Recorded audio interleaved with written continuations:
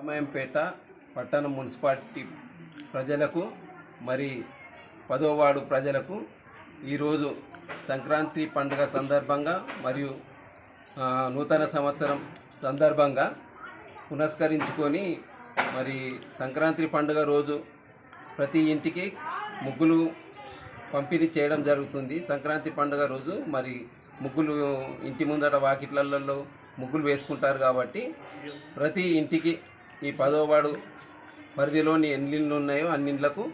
మరి కలర్స్ పంపిణీ చేయడం జరుగుతుంది. మరి ఇంత ముందుగా ఎందుకు చేయడం జరుగుతుందంటే ప్రతి సంవత్సరము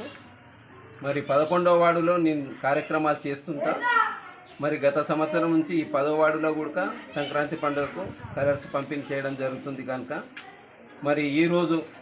ఇంత ముందుగా ఎందుకు ఇవ్వడం జరుగుతుందంటే జనవరిలోని బహుశా కౌన్సిలర్ ఎన్నికలు నోటిఫికేషన్ రావచ్చు కనుక ఎన్నికలు నోటిఫికేషన్ వచ్చినందున మరి కలర్లు పంపిణీ చేయడం జరగదు కనుక